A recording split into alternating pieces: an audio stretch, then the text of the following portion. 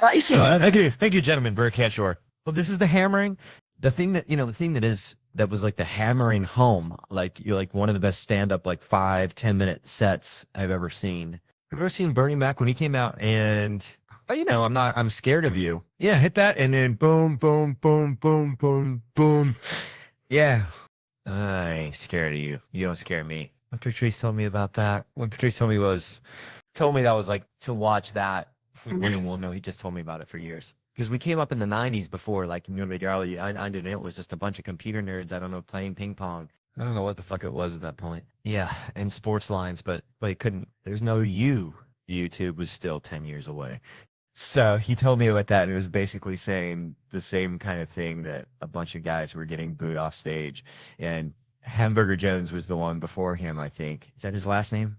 Hamburger, yeah. So he told me that he came out and was like, you don't scare me in New York. I'm not afraid of you, and all that type of stuff. And so that's the thing, like, but that's why, like, I get undue credit for the Philly thing. It's just like the Philly thing happened right when YouTube happened. So there was somebody there to document it, where like Bernie Mac, rest of his soul, had already done it. No.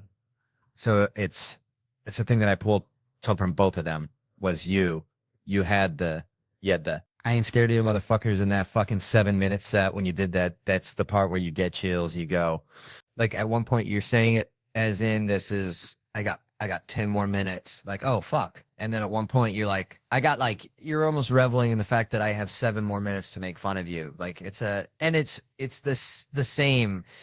I was never reveling. It might look like I was, but I wasn't fucking. I had a fucking headache at the end of it. And I was like, 2 days afterwards, I was locked. Do you ever hear, like, when they say somebody has his death grip? Yeah. Like, I remember hearing this hilarious story. Remember watching this, my mother. We were laughing our asses off. The way this guy described these two guys are flying like a Cessna, and they hear this rattle in the back, and it's the fucking door in the back. One of those old school doors that you it like this. You open it. No, stairs are also on the door. Those. Yeah, they flipped down, so he went to go shut it. Fucking thing flew open. So the pilot's up there like, oh my God, my friend just got sucked out of the plane. And then he's also thinking, how am I going to land this fucking thing? Because the door hangs down lower. It hangs down lower than the wheels, yeah. So long story short, he fucking lands the damn thing. And he's wiping tears away. And he fucking gets to the back stairs, and there's his buddy, feet still in the plane, head down at the bottom of the stairs, holding on to the banister thing. And he's talking to him, and the guy's not saying. So he had to step over him, and the paramedics got there, and they had to talk to him for 20 minutes because he had a death grip. It's just like your body overrides whatever that is that makes your muscles tired to last. Don't let go, motherfucker. And like, he was there for like 45 minutes. My mother, we were crying, and they didn't tell as colorful as this is how funny my family is. All they just said was, yeah, it took us a half hour to get him to let go of the stairs because he had what's known as the death grip. And we just you just saw the whole thing just roaring. You saw the pilot standing there like, Jerry, it's okay now, Jerry. And fucking still mentally at 30,000 minutes or whatever. I guess you couldn't be that high. You wouldn't be able to breathe. But so anyways, I had like a mental version. Like, I was walking around New York, and I was looking at people and just thinking insults. And I'm not joking. But it took me it was mentally traumatic. It was not funny. No, dude, I had a headache. This episode was brought to you by The Machine. Bikes, I get like verbal tics. I don't have Tourette's. I wish I did. It looks fun, but I'll just yell shit. It's like a hook on a catchy song. Except it's just stuff that I watch, and then bikes. I just yell it, over and over. Only like 2 or 3 in times. But I'm obsessed with the show Scared Straight. If you've never seen it, it's tremendous. Here's what they do in the show. They take kids, middle school and high school, kids that are getting in trouble a lot, and they send them to jail for a day. And the idea is that jail will scare the fuck out of the kid, and then he'll get his life together. And it's Scared Straight. It's tremendous. I'm obsessed with one episode. It aired once in 1999. Here's what's great. It aired uncensored, which is bananas. And in this episode, they did not send the kids to jail like they normally do. Instead, they sent them to a maximum security penitentiary prison. And those prisoners verbally assaulted these kids into crying a lot. And it's the funniest shit I've ever seen in my life. First of all, don't feel like too bad for these kids are super badass. They're not like spitting spitballs in class instead of fucking stabbing other kids. They're badass kids. Okay? And they show up to this thing with attitude. Like they walk in, they're like, what's up? This ain't shit. I run 6th grade. I ain't scared of you, man. Like, can't scare me. And they're greeted by a guy named Crazy Chris. I lied. Chris's scars on his face, and it's a screen freezes, and it says Chris killed 6 people, and he's doing a double life sentence. Like, this dude is so bad that when he dies and he's reincarnated, that guy's doing life in prison also. So this is a bad motherfucker right here. The kids are like squatting around, and Chris is like, hey, my name's Crazy Chris, and from now on, you will see me in your nightmares. And the kids are like, what the fuck? Like, I'm 12. Don't talk to me like that, man. That's crazy. And then he goes, if I ever see you again, I'll take a bite out of each of you. And they're like, all right, we're all reformed now. Thank you very much. So the Jesus, but they can't leave. The next guy comes up to him and he goes, hold my pocket. I'll hold my pocket. And he makes kids walk around holding the inside of his pocket. You understand? So he walks, and then they're like, I don't know what you know about prison, but if you're holding on to another dude's pocket, it's going to be a rough day. All right. Not only is this guy making kids holders, but he's talking ridiculous shit to middle schoolers. He's like, I'm going to make you suck my dick for breakfast every morning. The kid's like, I hate breakfast. Funny shit like that. So he's like, I'm going to mush your motherfucking face. And the kids are like, it's so fucking funny. There's one exchange where this dude, he pulls a kid out of the line. The kid's like 13. He weighs, I don't know, 100 pounds. And he has a bowl cut, okay? He has a bowl cut in prison. It's parted in the middle. The prisoner goes, why are you here? And the kid's like, stealing. And he goes, the fuck you took. And the kid goes, bikes. And he goes, bikes. And that's why I yell bikes all the time. You should see me when we drive by a bike store. Holy shit, I'll be a baby. I'll be like, oh. And my wife, she's pretty over it. She'll go like, you get one. I'm like, all right, I'm going to make this shit count. So I'll pull over. I roll down the window and I wait until I see somebody checking out one of the sidewalk displays, like all the bikes out there. And when they find one they really like, and they were like, oh, I like this one, I'll go bikes. I'm like, what the fuck? And they're like, what the fuck? And I'll go, stop selling drugs. And I drive up. I'm Tom Segura, and I have a new series coming out on Netflix called Bad Thoughts. And Netflix thought it would be a good idea to screen it for some random folks. Come out, me big boy. And so it begins. She loved it. Her mouth is hanging open. Somebody's been so unamused. It's fantastic. Some eyes being covered. Oh my God, this is so disgusting. Completely blown away. Some Oscar-worthy dark that made me squirm. Funny as, is it too much how you like Sam? I'm not even thinking about it. I really hope my sensei, Sargal, Aikido master, bloated action star, resident idiot of Russia currently. I hope you're proud of how I depicted you in this video. It was meant to be an homage to you, sir, you clown. It really kind of looks like Seagal is doing a music video. I mean, if you watch it from a distance, you're like, he's doing that now. Yeah. So we've been shooting for about it gives you a new perspective on entertainment and what people put into, like, you know, a music video. We've been dancing for 4.5 hours, and this final result will be 80 to 90 seconds. And we still have a few hours to go, so I'm exhausted. Everything hurts. But everybody has a great attitude here, which makes it fun. And they're making me look good, I think. I think Seagal would be proud. I think he will be proud when he sees this. I love you, Sensei. We also hired this great actor, Tom Mickelson, who was willing to play a large version of Bert, which is obviously an oxymoron, but, like, you know, he's slightly bigger than Bert. And then we would face replacement Bert, which is one of my favorite things ever. So here's how we tricked Bert. We needed to get his face to put it over the actor's face so that it would look like Bert was this even larger man. And the only way to do it, they said to do it well, would be to actually get footage of Bert in front of camera. Like, well, how are we going to do that? So we came up with, why don't we shoot fake promos for our podcast, Two Bears, One Cave, and just use Bert sitting there talking about, like, hey, on the next Two Bears, we like doing facial expressions, and use that and put it on the actor so that Bert's in the video and looks like he's playing himself. But that day was like a really long day. And I remember I told you, Rami and the guys, and even Bert, I was like, I'm going to go put my son down. Why don't you shoot yours, and then I'll come back and shoot mine. But I just went home. I was just tired. And Bert stayed there and did promos and made faces. And the funny thing was, like, they didn't even have a microphone set up, and he didn't really consider it. They just taped something there, and they were like, I'll go ahead, it's running. Because they were just looking, they just wanted video, you know. And when he put that together in his head on our podcast, was an amazing moment. I was really happy about that. And we're about to move on to the final piece, which is killing Bert. So it's been an exhausting, but I think it's going to be an awesome final product. I cannot believe how hard dancers work these. The girls are amazing. They were like, they're just incredible. They just did it over and over like it was nothing. So, anyways, they're the best.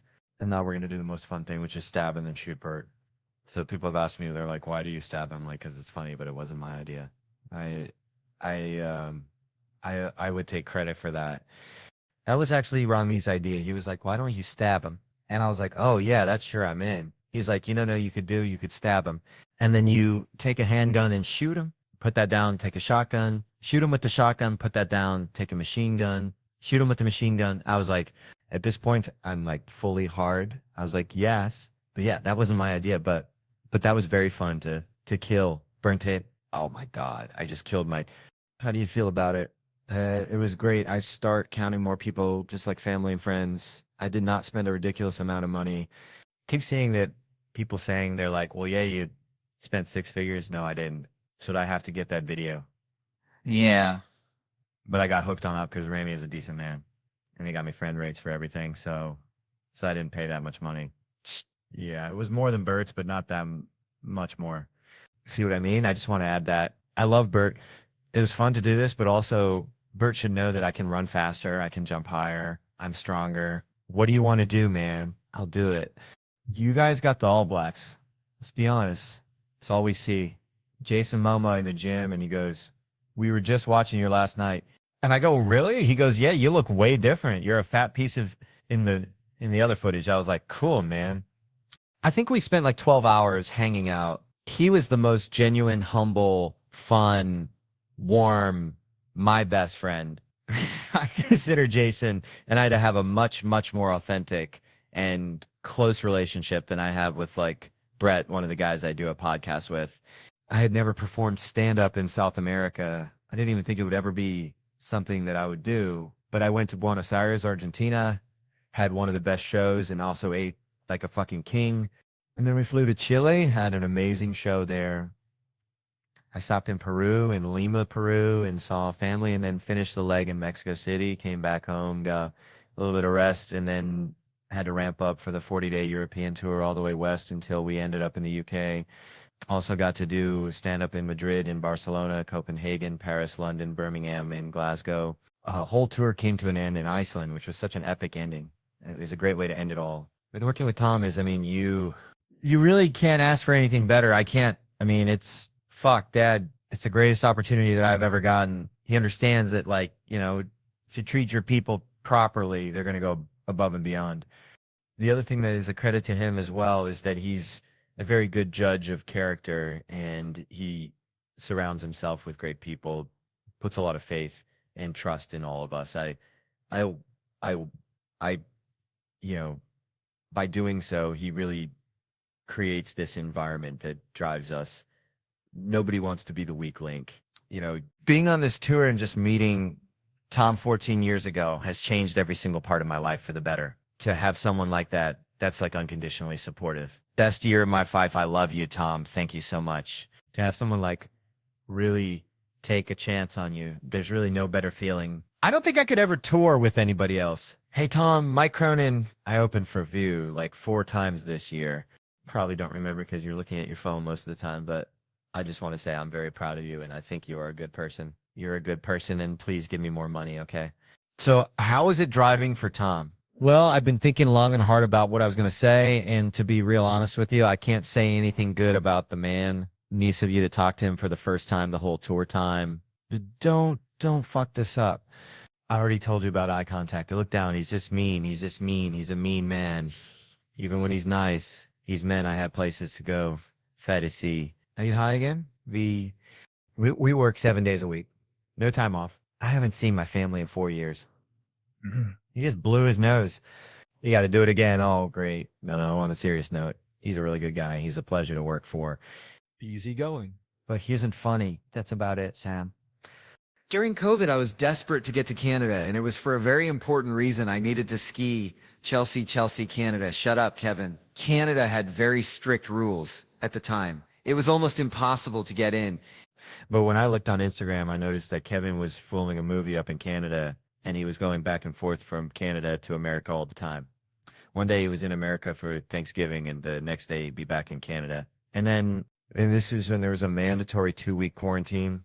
That's enough. So I called Kevin and I told him I don't know what your secret is, but I need your help getting across the border. And here's how great Kevin is. He said, no problem, Chelsea. I got you. I'll just get you a gig on my movie. I said, great. Behind the camera in front, I don't care. I'll direct it if I have to. He said he'd even help me fill out the paperwork. I was so excited. He said, I got you, Chelsea. I got you. I got you. And that's when I learned that he would ask Kevin for a favor. You can always count on hearing these 3 words, I got you. And then you can count on never hearing from him again. That's ridiculous. So that's the kind of man we're honoring here tonight.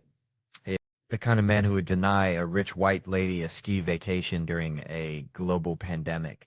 On Law & Order, they tie in current events to their episodes. Like, they try and weave in real news stories. So a couple years ago on SVU, they did a episode that was based on stories about sex addiction, because all these celebrities were coming out as sex addicts. So in the episode, there was a scene where the other detectives are trying to teach Ice-T what sex addiction is, and it takes a couple of minutes, and finally Ice-T gets, and they cut to him in this close-up, and he goes, oh, I get it. You mean like when someone drinks too much or snorts cocaine or bets the house on the ponies? I was like, yeah, you got it, man. And I was psyched that they understood and they could go on with the investigation. But I could have watched another 4 hours of Ice-T, just naming examples, just that shot of him. Or like when someone smokes too many cigarettes, or like when someone shops too much with credit cards, or like when someone plays too many scratchy lotteries, or like when someone eats too much chocolate cake and he would just keep talking and it would slowly fade out and say, created by Dick Wolf. Thanks very much. My name's John Mulaney. You're live. It was late. It was late. And we talked to him about it and he was still late, and he would, even into his late 30s, would say it was the traffic and it was that he left late, or, you know, boy, that's a tough thing to ask somebody to say. Well, that's going to be, I just want it said to everyone. Listen, don't sugarcoat it. Like, can you imagine being at my funeral and they just said positive things and they weren't like, he kind of was like a little rotten prince. Like, you thought I was mad at you when you just telling me, no, I didn't. But now I'm worried that you're going to think, no, I was thinking you were rotten. No, I think that I was sometimes a little, I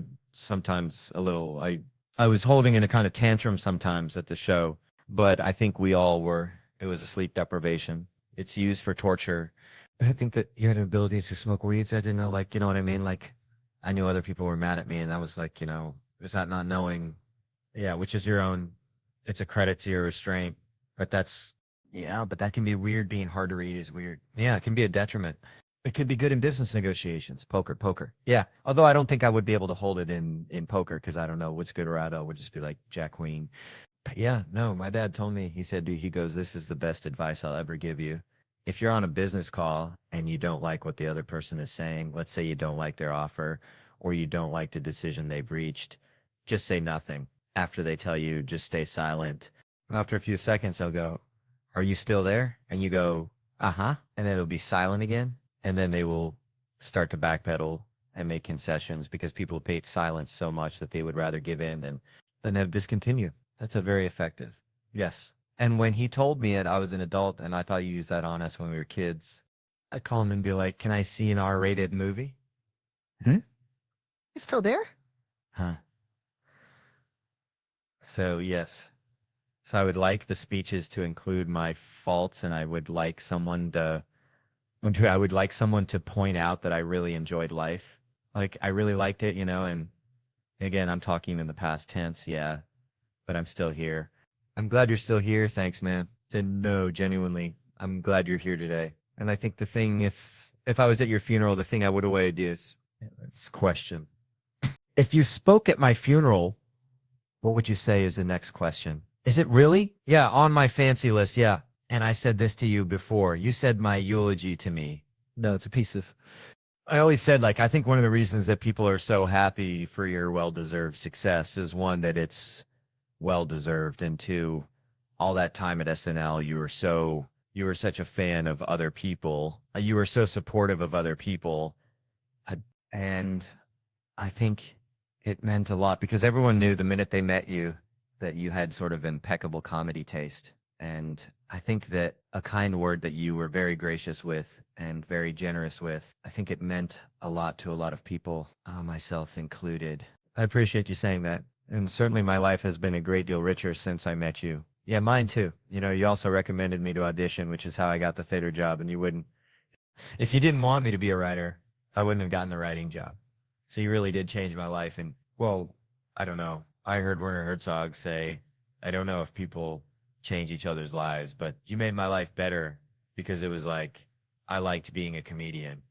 It was great, but it was like picking up rocks on the ground. And then you were like, do you want to go to the moon? And it's still kind of picking up rocks, but like it's on the moon.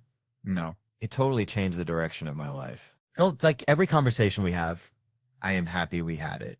And I love it. You don't want the last question? Oh, yeah. What's the last question? You ever seen Abbott? No. Has your mom or anything? Yeah, no one. I thought about it when you were in Capable Dress, when you talked about ghosts. I thought, I don't know. I've never seen a ghost. It's been my go-to icebreaker for a while now. Yeah, normally at like that. By the way, a high school kid at a party with that outfit asks that question. That's what he thinks a girl wants to hear. Stares at her for a while. Can I help you? You ever seen a ghost? Would she go out with him? It's a question at the end of the movie. They'd be making out just for a cutaway. That's my go-to icebreaker. If I'm at a wedding and I'm sitting next to someone, I don't know, because I get put at a rando table, I will often say, have you ever seen a ghost? And people, if they have not seen a ghost, and a ghost is a dead person whose soul or spirit is now ghoulish and haunting. Ghoulish, yeah. And normally if they haven't, one of their relatives has, or like, no, but you know, my best friend's house was haunted, and it's a remarkably effective, terrible icebreaker. Sometimes I use it incorrectly. Like I'll be at a party and I don't know how to act at parties, and a group of people will be talking and I'll walk up and be like, how's everyone doing? You ever seen a ghost? And then that sounds like you are a ghost. Oh, you mean like you have now? Like, yeah, well, you have now. Yeah. Yeah, I think that's good. A place to end it. Should we end it with the cast of Sneakers again? But this time we nail it. And now there's Nazis again. When I was a kid, Nazis was just an analogy you would use to decimate your child during an argument at the dinner table. There's new Nazis. I don't care for these new Nazis. And you may quote me on that. These new Nazis, oh, Jews are the worst, and Jews ruin everything, and Jews try to take over your life. It's like, you know what, motherfucker? My wife is Jewish. I know all that. How do you know all that? I'm allowed to make fun of my wife. I asked her, and she said yes. I've been married for about 3.5 years now, and I was going out on tour, and oh, thank you very much, and I love and respect my wife very much. So I said to her, hey, we've been married for 3.5 years, and she knew that. I said, do you mind if I still make fun of you on stage? And my wife said, she goes, yeah, you can make fun of me. You can make fun of me, but just don't say that I'm a bitch and that you don't like me. I was like, whoa, the bar's so much lower than I ever imagined. That's it. Also, I wouldn't say that. What kind of show would that even be? Hello, my wife is a bitch and I don't like her. Yeah, it's like a support group for men in crisis with keynote speakers John Voight and Alec Baldwin. Also, I would never say that, not even as a joke, that my wife is a bitch and I don't like her. That is not true. My wife is a bitch, and I like her so much. She is a dynamite 5-foot Jewish bitch, and she's the best. She and I have totally different styles. When my wife walks down the street, she does not give a shit what anyone thinks of her in any situation. She's my hero. When I walk down the street, I need everybody all day long to tech me so much. It's exhausting. My wife said that walking around with me is like walking around with someone who's running for mayor of nothing. My wife and I went to Best Buy to get a TV. We didn't end up getting the TV. I was afraid that the Best Buy guy was going to be mad at me, so I bought an HDMI cable, and I go up to the register with Anna. My wife's name is Anna. She's standing next to me. I hand the guy the HDMI cable. He takes it, he scans it, and he says, do you have a Best Buy rewards card? And I said, no, I wish. And then my wife said, Jesus Christ, and fully walked away from me. Walked all the way over to the laser printers and just stood there, Blair Witch style. And I'm still up at the register, and the guy goes, do you want a Best Buy rewards card? And I said, no, even though I had just said it was my greatest wish. I was hoping he'd believe me that it was secretly my great wish, but that I'm in an abusive marriage with little Miss Jesus Christ over here, so I can't ask for the things I want in public, but at home at night we argue about it. And I'm like, you'll see. One day I'm going to leave you and I'm going to get that Best Buy rewards card. She's like, Jesus Christ, you're never going to get that Best Buy rewards card. My wife is Jewish. As I said, I was raised Catholic. We have differences in our religious upbringings, and we realized this recently, not with our kids, because we don't have any kids. People always ask us, are you going to have kids? And we say no. And then they go, never. You're never going to have kids. Look, I don't know. Never. 14 years ago, I smoked cocaine the night before my college graduation. Now I'm afraid to get a flu shot. You know, this is very exciting.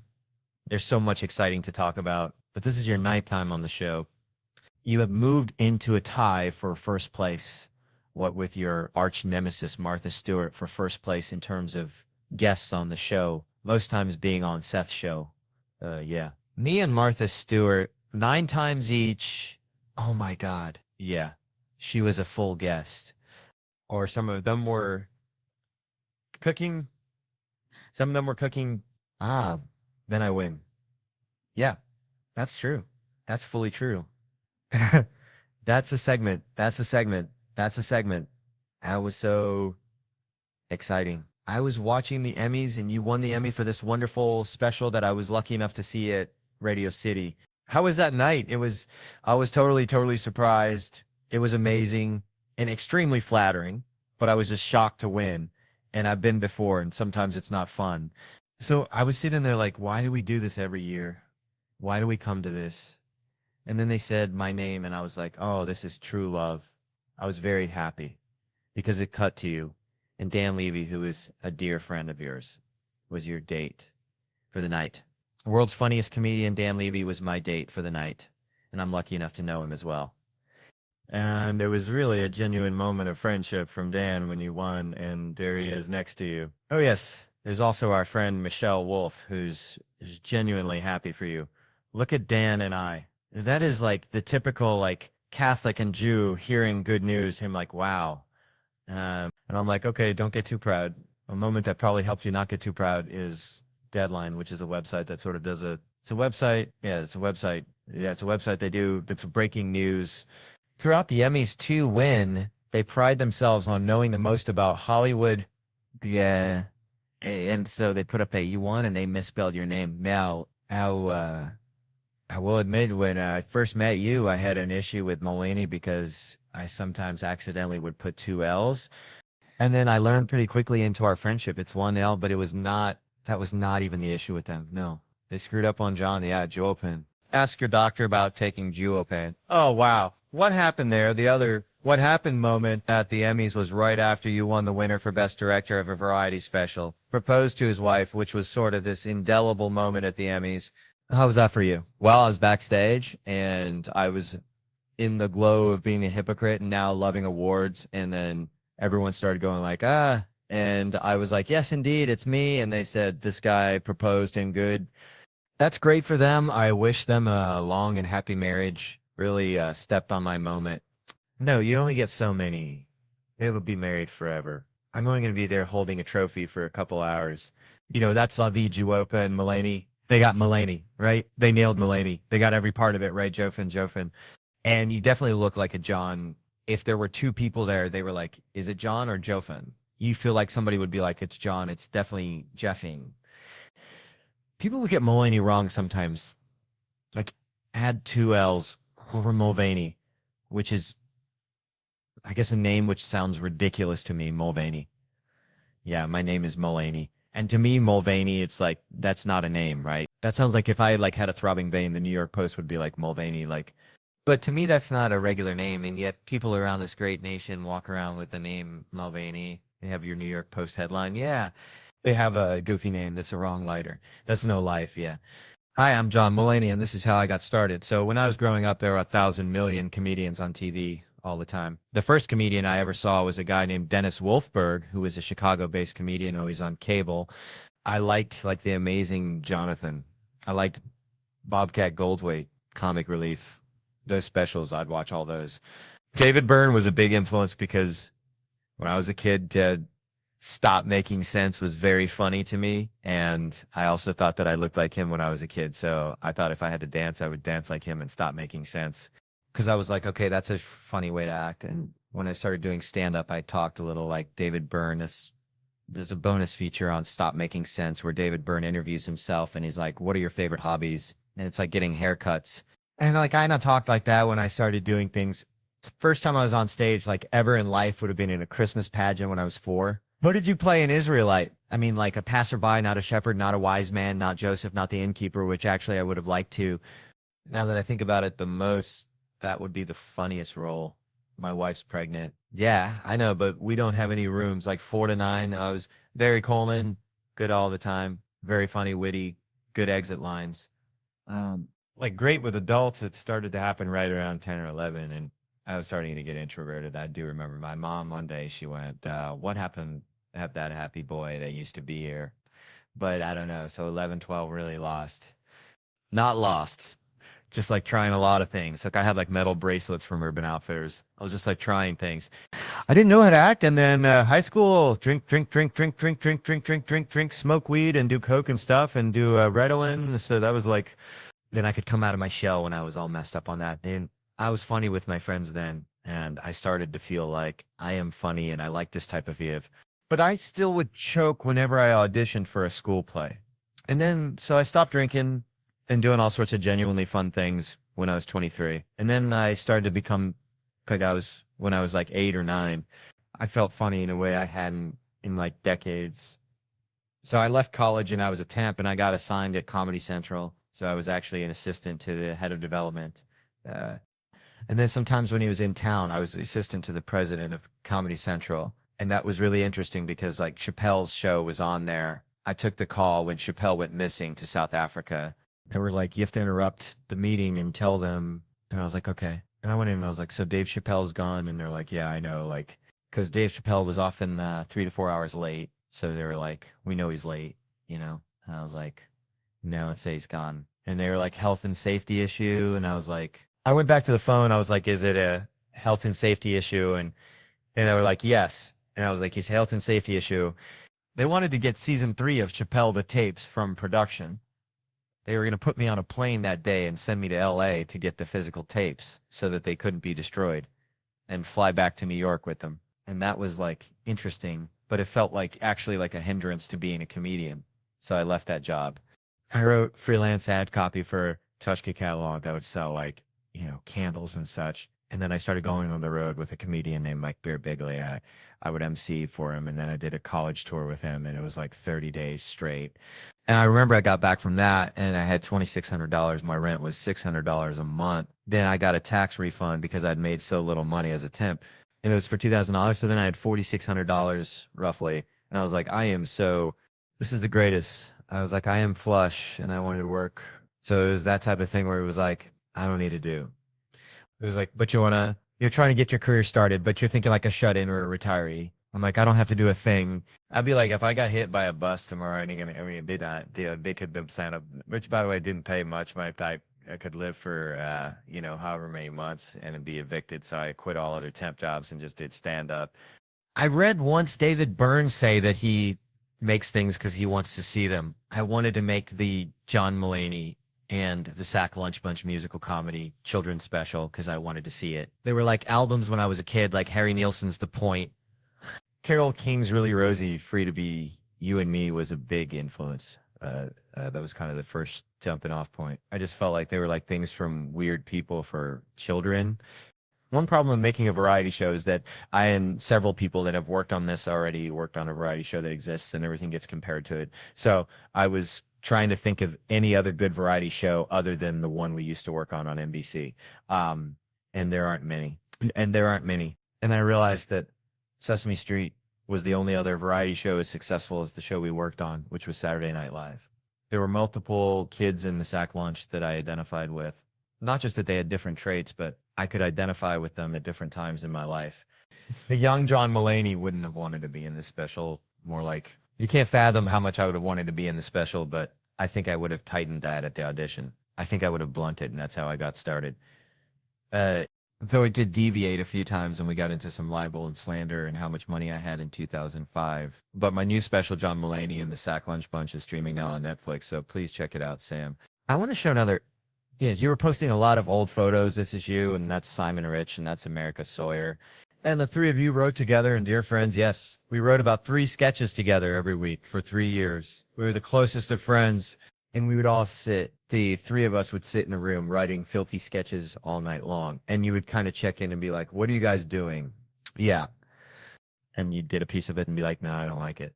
And so we were doing a Thanksgiving scene and we thought, let's take a picture and we'll make a Thanksgiving card for Seth and we'll give it to him. So that was the photo we took and we made a card and it had this on the front. It said, Happy Thanksgiving, Seth. And then when you open it, it said, we each other, then we signed it and it was nice. It was nice. Yeah. Another SNL sketcher in is a writer we both love wrote. This is drag drama. Thrill of a lifetime. Yes. James Anderson. How would you describe James Anderson? So for those who aren't lucky enough to know him, don't be distracted by this photo. But James Anderson is the writer who wrote this sketch, Drag Brunch, and is the funniest person in the world and that any of us have ever worked with yet. Absolutely. Consistently funny week after week.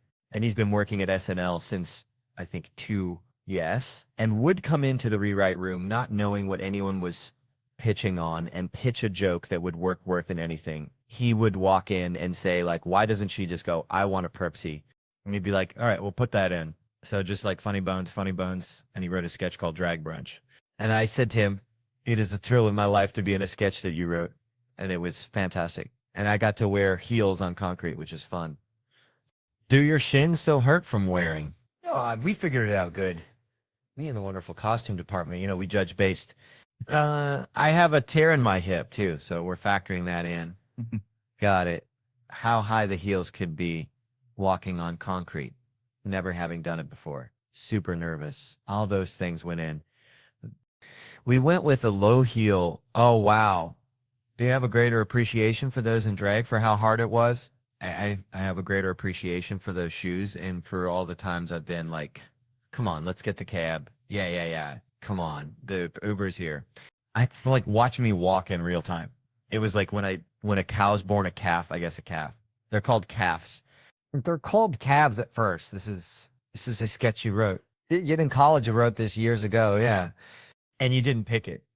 You were the head of writing. I was the head of writing. But I remember saying like, I'm like, save it for when he comes back. I'll wait till one of these writers and probably hosts. You were a Les Mis fan as a child. So I should point out, this sketch is called Diner Lobster. Yes. And it was to the Les Mis soundtrack, yes.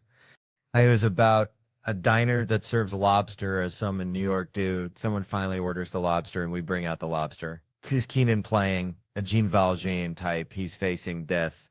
He's lived in the diner for 40 years, and the only music to accompany that is Les Miserables. So what we did was we wrote it by listening to the Les Mis soundtrack, and we changed the words of the songs, and we made them about being a lobster. That's sketch writing, and that was at the table in 2010.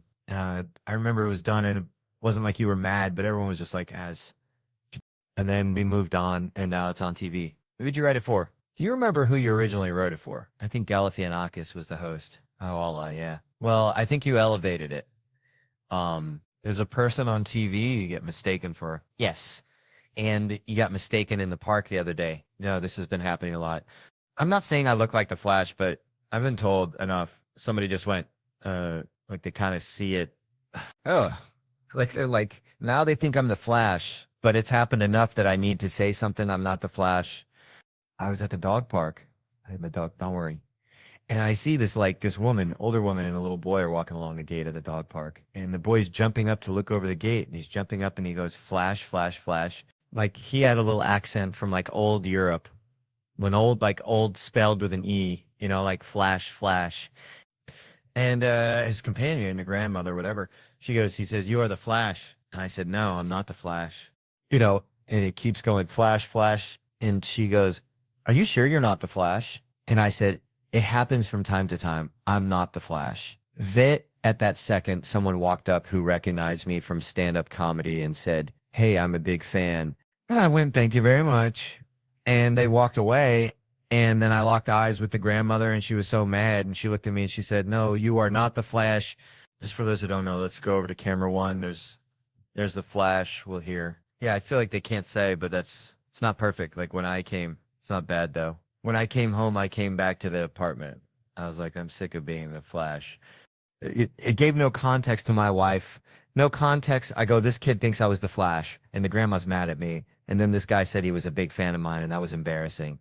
And my wife Anna was like, so let me get this straight. Your two problems are that a fan said he likes your work, and that people think you look like a 25-year-old handsome actor, who, by the way, you don't look like. And there weren't special things for kids the way they are now. Like we would just go see movies. Any movie like Back to the Future, that was a movie like everyone could see. Kids could kind of see it. Great movie, right? I rewatched it recently. It's a very weird movie. Marty McFly is a 17-year-old high school student whose best friend is a disgraced nuclear physicist. And I shit. You notice they never explain how they became friends. They never explain it. There's uh, not even in a lazy way. Like, hey, remember when we met in the science building? Like, they don't even do that. And we were all fine with it. We were just like, what? Who's his best friend? A disgraced nuclear physicist? All right, proceed. What a strange movie to sell to be a family movie. Two guys had to go and do that. They had to be like, okay, we got an idea for the next big family action comedy. All right. It's about a guy named Marty, and he's very lazy. He's always sleeping late. Okay, is he cool like Ferris Bueller? No, but he does have this best friend who's, disgraced nuclear physicist. I'm confused here. This best friend, this is another student or, oh, no, no, no, no, no, no. This guy's either like 40 or 80. Like even we don't know how old this guy's supposed to be. But one day, the boy and the scientist, they go back and locked and they build a time machine. Oh, okay. I think I see where you're going here. They build a time machine and they go back in time and they stop the Kennedy assassination. Oh, wow. That's a really good idea. We didn't even think of that. All right. Well, what do they do with the time machine? Well, now I'm embarrassed to say. All right. All right. All right. We thought it would be funny, if the boy, if he went back in time and, he tried to fuck his mom. I don't know. We thought that'd be fun but no, good point. No, he doesn't get to, but because this family friend named Biff, he comes in and he tries to rape the mom in front of the son. The dad's got to beat the rapist off of her. And also we're going to imply that a white man wrote Johnny Be Good. So we're going to take that away from him. Well, this is the best movie idea I have ever heard in my life. We're going to make 3 of them. Now, you say they go to the past? How about we call it Back to the Past? No, Back to the Future. Right, but they go to the past, yeah.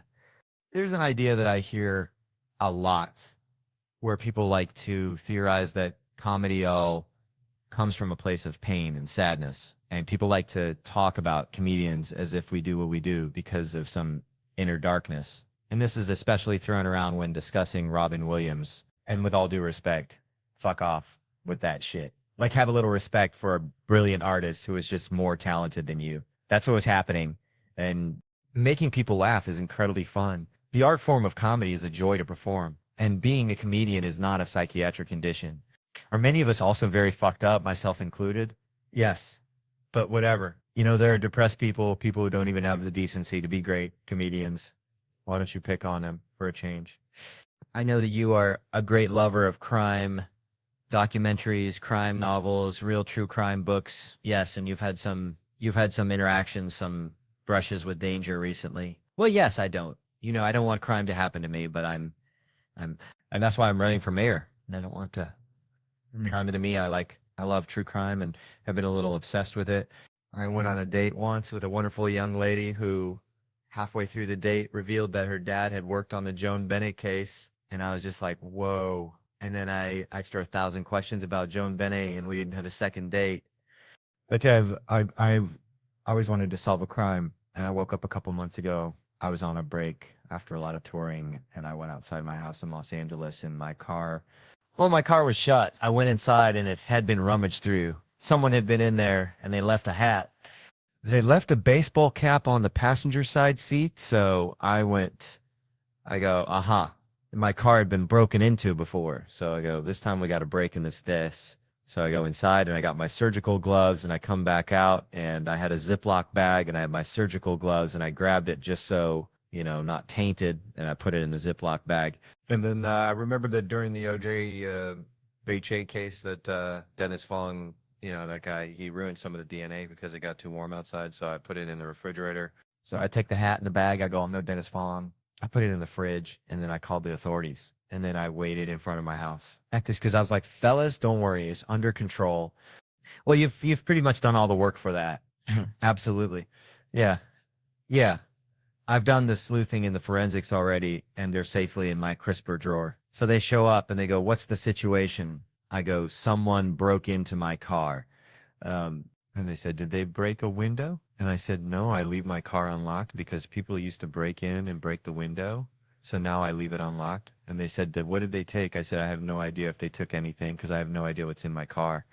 I'll find like my wife's glasses sometimes and wear them if it's sunny. So I have it's just a scavenger hunt in there. And they said, why haven't you ever called us before? And I said, because now we have a break in the case. And I led these 2 LAPD officers in my house to the refrigerator, and I opened it up and I took out the hat, and I was like, he left his hat in the car, and they were like, okay, and I was like, so you can run that through CODIS? You can run that and maybe you can get a hit on who it is. They were like, why would we run it through CODIS? And I was like, because he committed a crime. They were like, barely. They were like, one, he didn't break and enter because he left your car open. Two, he stole nothing. Maybe we have him for trespassing, but like we don't do a national DNA search. Hmm. But I said, you can frame it as the guy gave you a hat. That is an interesting way to look at it. Real glass half full type guy. Me. Some guy touched my car and I'm going to nail him because of the DNA. But I said to them, this can escalate. Today it's a car, tomorrow it's an Escalade, de-escalates. And so, but I was like, but, Manson and I don't like to speak ill of the dead, but he was a lousy guy, right? He would creepy crawl around, that's his term, people's houses and stuff. And he was up to no good. So I said, I understand that, but what if this guy escalates? Don't you want his DNA on file? And they're like, what file? What are you talking about? And they're like, the only way we would need a DNA profile is if, and then I said, if he murders somebody. And then I remembered that sometimes serial killers like to help the police, and this whole time I've been talking about this guy in the third person. Like he's quite cunning, but he will be back. And then my friend had her car broken into down the street. And I said, you should go ask her because her car was also broken into. And they said, was anything stolen from hers? And I go, I don't know. Let me let her know that you're coming. And I said, the police are coming. Tell them that he sewed something, which I thought was a great way to get the hat again, which is nice and cool in the fridge. In the national system, it turns out that is framing someone for a crime. Oh, but I will break rules to get these guys behind bars. If they're watching right now, they should know you're the wrong guy to mess with because absolutely you come in my RAV4 and quickly realize I have no valuables. How dare you? In the word on the carpet. Oh, that's mine. All right. I want to say real quick, so exciting. Big Mouth is back. Yes. A fantastic show. Yes. Created by Nick Kroll and Andrew Goldberg, and it's based on their friendship, Nick and Andrew's. And I get to voice Andrew alongside my very good friend Nick Kroll, who also voices the hormone monster scene there. It's a fantastic show. I'm so excited. It's back for a second season. I'm so excited too, and it's always great to see you. Congrats on 9, Sam. Please give it up for John Mulaney. Hello. Hello. My name's John Mulaney. How are you? I'm going to do stand-up comedy now, which is like a funny speeches. Okay, I'm good.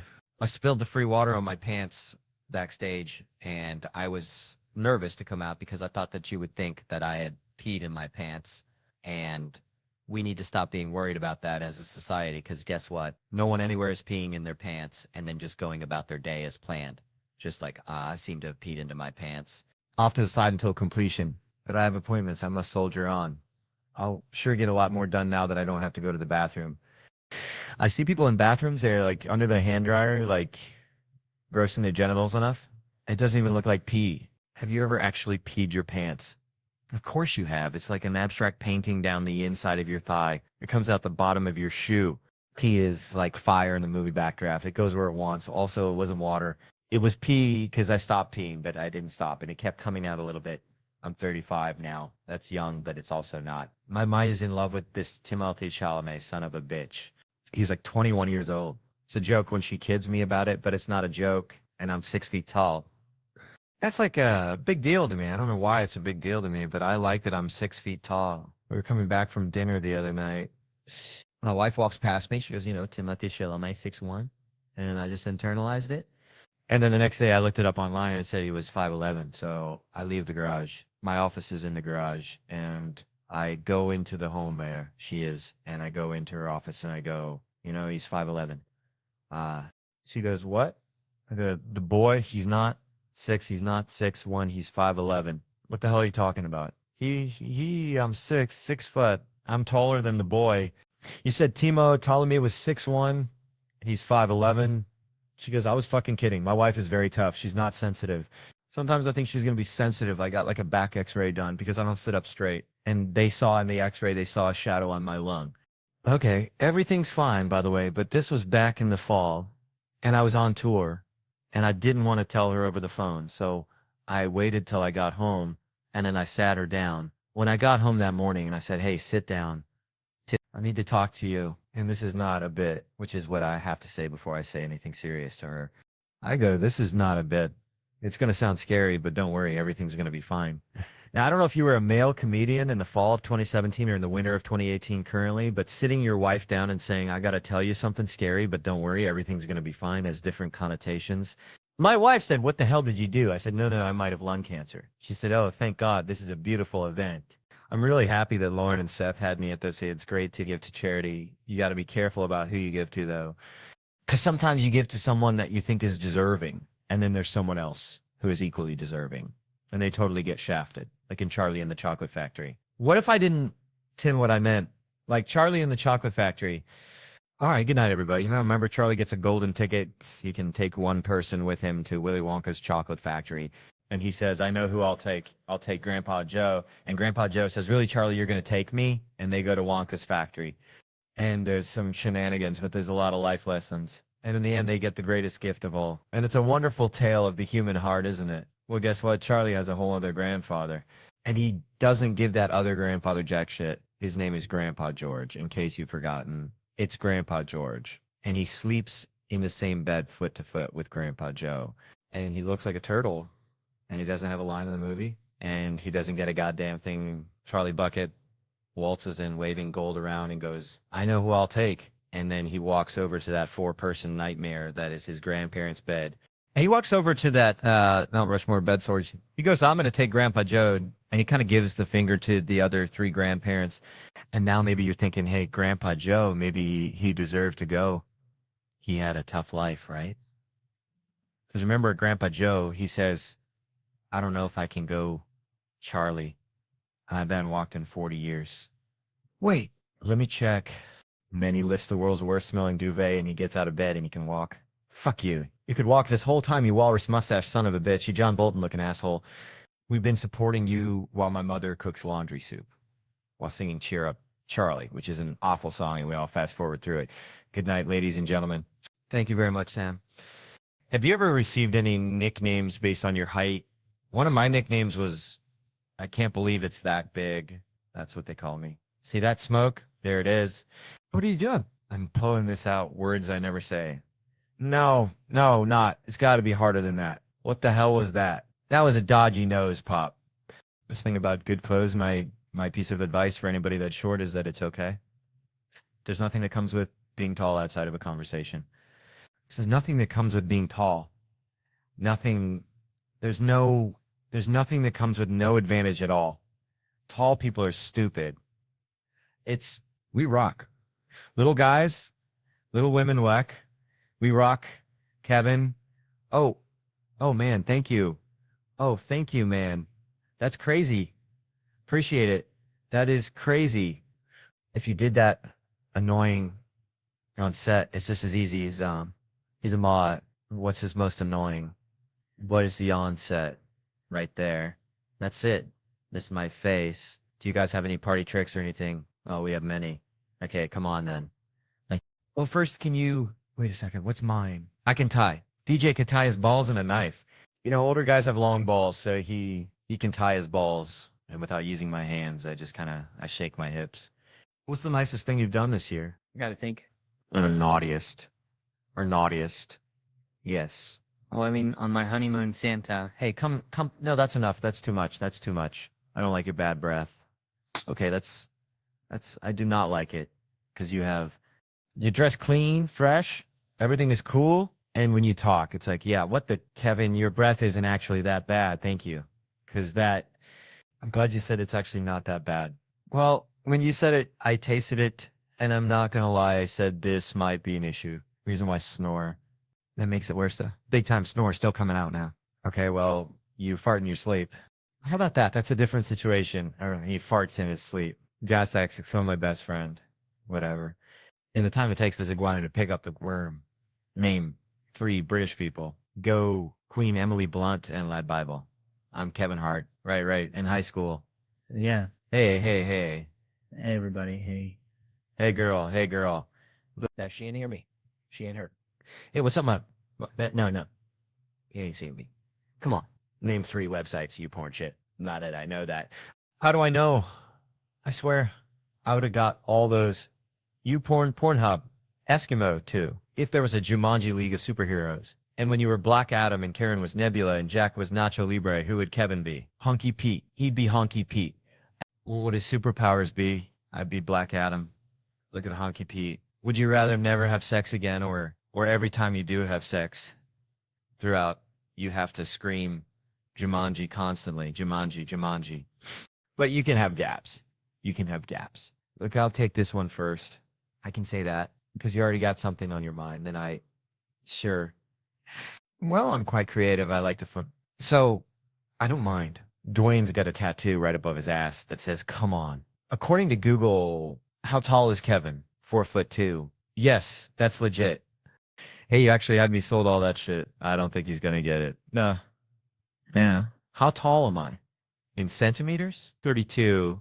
No. William Johnson has women thighs. He's got women thighs.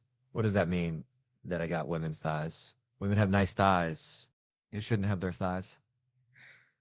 That's what I'm saying. Now shut up, man. What's the next Christmas song? This little light of mine.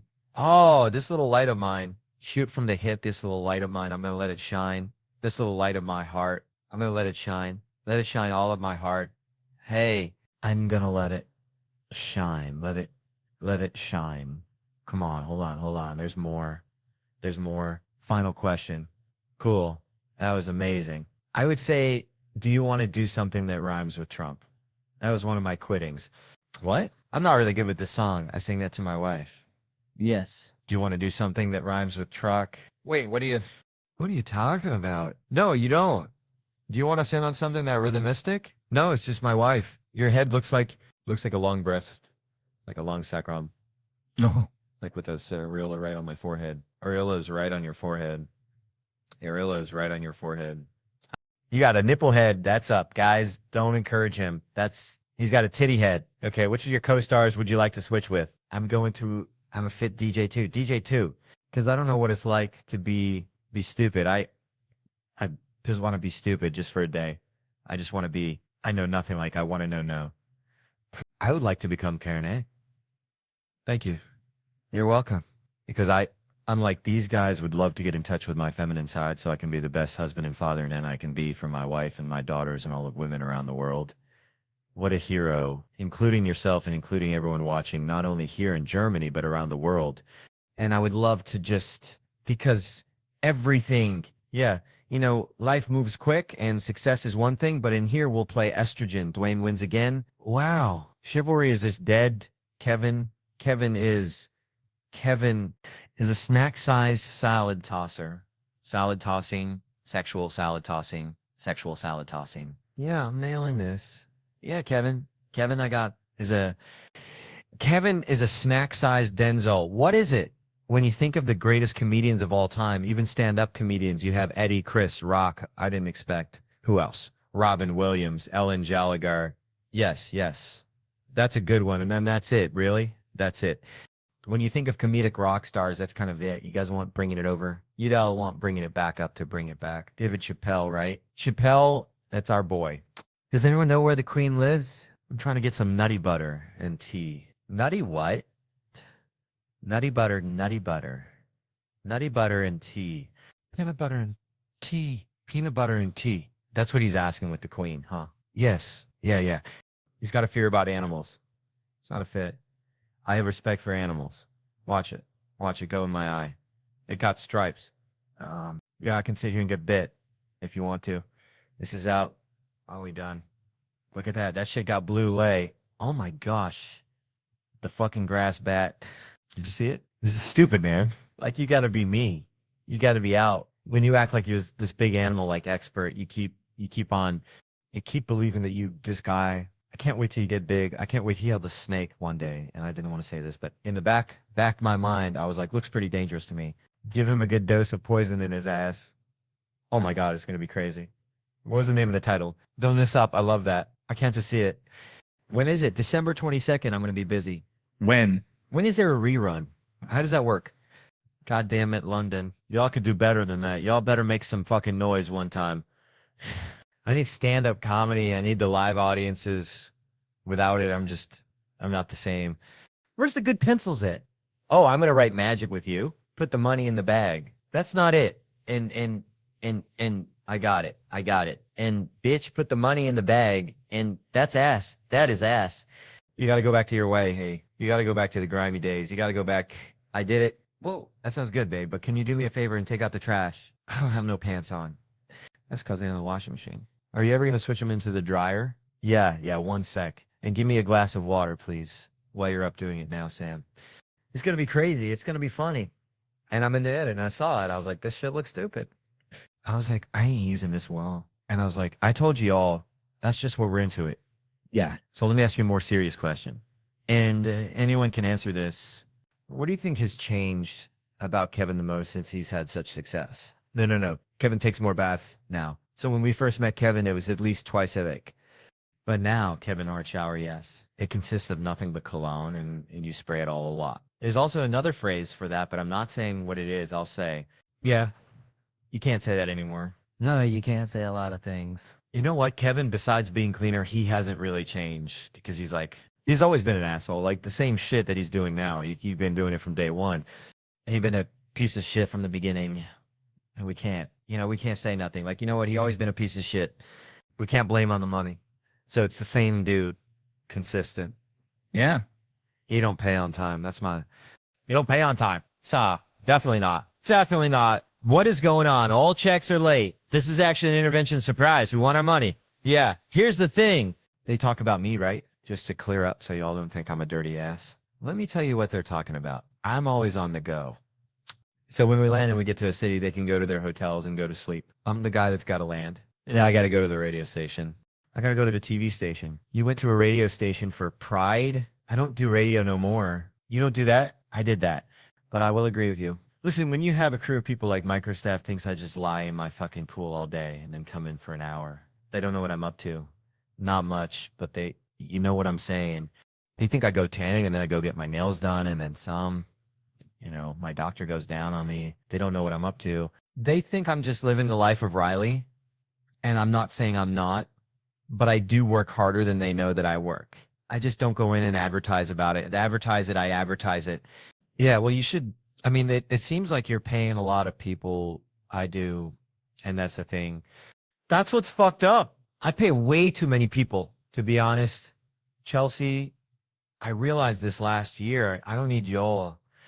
I told you all that I am so ready to cut this shit off. I'm so ready to cut this shit off. And I know most people say that once they've made it, but if you were to call him 7 years ago, he couldn't be alone. That's why we're all, no, of course not. And he does need you. And that's why he's paying you to stick around. That's right. All right, let me ask you a question right in our group. Here's a question for you, and I'm flipping your interview for a quick second. Out of our group here, yes, I'm going to show you the comedians. All right, that's a comedian. Yeah, he's a comedian. He's a comedian, okay? Who would you say is the fun comedian out of looking at these guys from our conversation without you included? Because I don't know these guys as well as I know you. I would say not you. I would say you said, I'm a funny smile. No, I think you are funny. I can tell that you're funny. You're a little bit like under the radar. I would say you're the funniest because you look the smart. You know what? Yeah, you look the smartest. I think smarter is funnier, right? It's about time. Praise the Lord. Won't he do it? Won't he tell the truth? What would you say about Namiem? I mean, he hasn't really said anything. Hey, she knows, so it's hard to say. But he's shy, and shy usually leads to funny. You know, when you get around the corner. So I'm the worst. He said I'm the worst out there. Yeah, you're the freakiest. For sure. The creepiest again. I have a half-hour special on Comedy Central. Go on demand. And we got the Plastic Cupboard special on Netflix. On Netflix. Right here on Netflix. There you go. Don't plug away. I'm not getting no laugh. I had a really good time with you guys, and I'm really happy you all came. I like this. We're evening out the balance of my show. It's a male friendly. You made your quota for the year. Yeah. You don't need no more black people. It's a wrap. Here you go. Remember that episode with Kevin? And he had the other black guys with him. We did it. That episode we made. Our season 2 of Kevin Hart Presents Heart of the City premieres Friday, November 3rd on Comedy Central. And you can go to kevinhartnation.com for tickets to see the guys on the Responsible Tour. Yes, we're in the city. Joey, how you doing? That's you, Joey. Hi. Since you got to the end of that video, I'm going to show you something that's going to blow your mind. I realize that I've never walked up this staircase on my set, and I don't know what's behind this door at the top. So we're just going to find out together. And hey, guys, hit the subscribe button right now for more. Mm. To do, he just always eggs me in and pulls me in. No. Listen, he's like a mafia. I can't get out. But you know what? I got Warren downstairs. You know what you should do if you want to feel? Go hang out with Mug the Bow. You're taller than me. No, he can hang out with Underdog. Here's the thing, Kenny. You're about 2 seconds of me talking about the fact that your knees touch every time the ball. We've been through that before on the show. As a matter of fact, Kenny has the body of a Dutch woman. What do you think? What do you think of Freight Sigger's jacket here, Kevin? First of all, that said, the top 2 worst jackets I've ever seen in my life. He needs to buy. He needs to buy another one, just like it, and throw them both in the trash. Number 1, real quick. Do we have anybody that can fly some checks to get for Kenny before we... I got some in my navel. Did you hear about Charles the other night? No. I just need Kenny to lick his lip. Okay. Wait, here you go. Hey, Kyra put his stuff in the street the other day. Who said he used to store Vaseline in his... So he had access to it? No, Kevin, that's your 2 story. That's not as true. That's not as big. And the reason I did that, because I didn't want people like you talking about my greasy little, my big wife. You got to be nasty. That's a different level of disgusting. But you, the store Vaseline and your belly button, hey, I have to keep these big lips more. They look like a bottomless pit.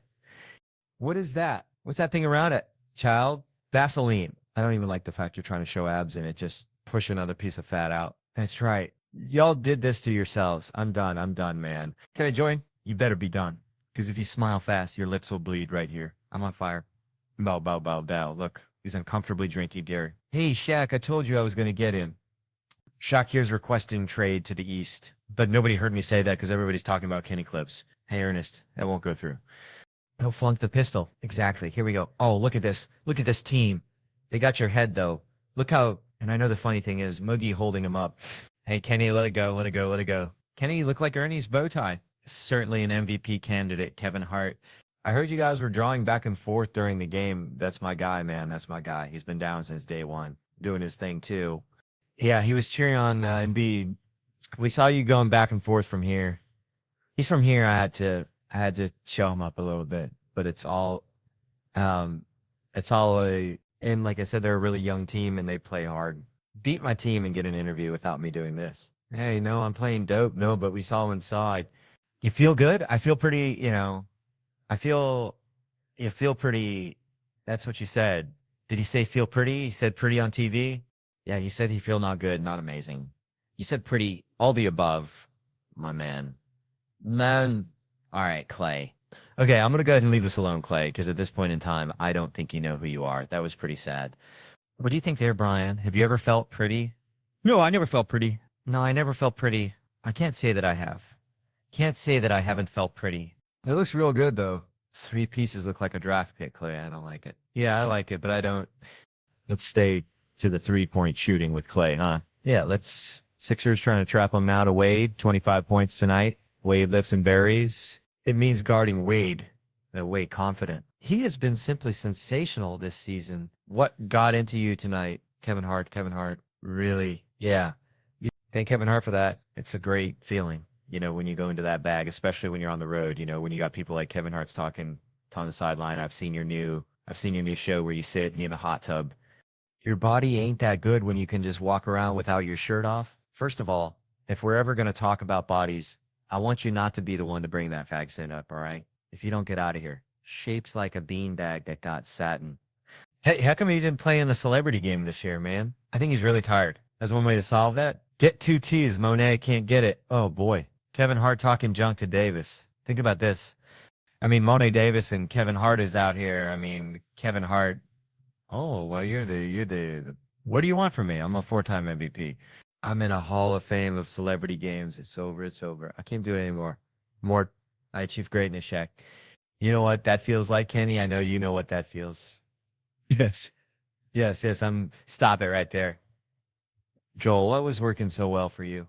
Career highs in points. Blocks, assist. Does it get any better than that? What was the key to Vaseline in your belly? You have to keep these big lips more look like a bottomless pit. What is that? It's that thing around it. That's a Vaseline. I don't even like the fact you're trying to show abs and it just pushed another piece of fat out. I did. That's right. Y'all did this to yourselves. I'm done, man. Congratulations. You better be done. Because if you smile fast, your lips will bleed. Right here, I'm on fire. Look. He's uncomfortably drinking water. Hey, Sean. I told you I was going to get it. Shaq here is requesting trade to the east, but nobody heard me say that. It's everybody's talking about Kenny. Hey, Ernest, yes. That won't go through. Flunked the physical. Exactly. Here we go. Oh, look at this. Look at this team picture. They got your head, though. And I know the funny thing is Muggsy holding him up, but I let it go.